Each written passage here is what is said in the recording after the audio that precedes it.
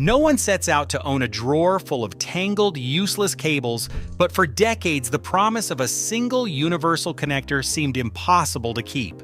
Behind the decision to make USB-C mandatory almost everywhere lies a history of frustration, industry infighting, and an environmental crisis so big that regulators had to step in. Why did this one small port succeed where so many others failed?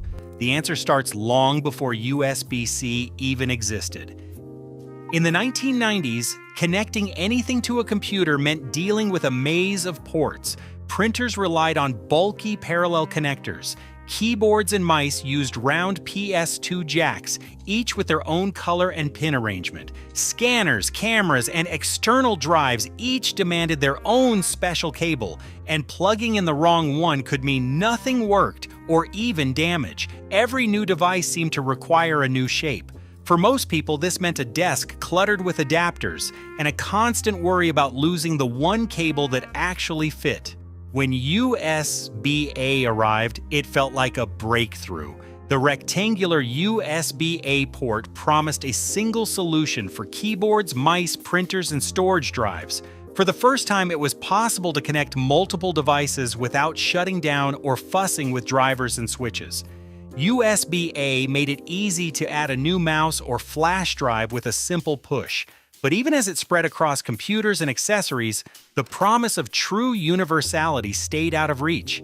Devices kept shrinking, and the large one-way plug could not fit everywhere. The goal of one cable for everything was still just out of sight. As technology companies raced to make devices slimmer and lighter, the tidy promise of USB-A began to unravel.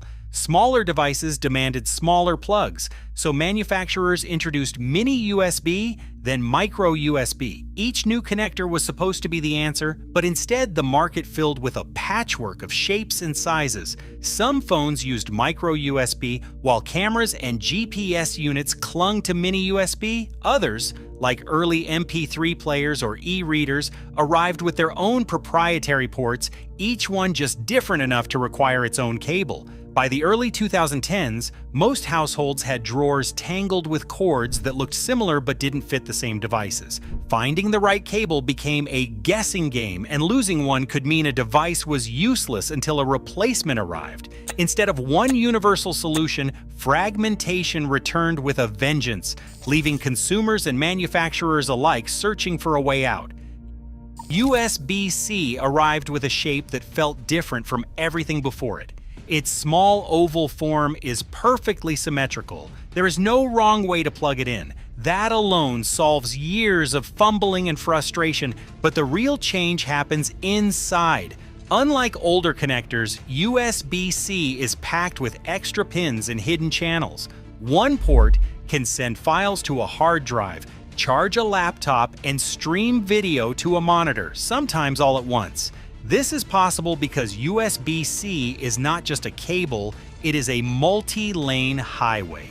Data, power, audio, and even video signals can travel side by side, thanks to alternate mode. That means the same port on a laptop can connect to a projector, a phone, or a pair of headphones, adapting on the fly. For most people, it simply means one port does the work of many, and one cable can handle almost anything you throw at it. Charging used to mean keeping track of a different brick for every device. A phone charger would not power a laptop. A laptop charger would not fit anything else. USB-C changed that with something called power delivery. When you plug in a USB-C cable, the device and the charger have a brief, silent conversation. The device asks for the voltage and the current it needs, and the charger responds with what it can safely provide. This negotiation happens instantly every time. That is why a single USB-C charger can power a small phone at 5 watts, or a powerful laptop at 65 watts or more, sometimes up to 100 watts or beyond for the latest models. The days of carrying separate bulky adapters are fading. On a trip, one charger and one cable can handle your phone, tablet, headphones, and even your computer. The result is less clutter, fewer forgotten bricks, and a setup that just works, no matter which device you reach for. For years, some of the world's largest technology companies held back from making USB-C universal. The reason wasn't technical, it was about control.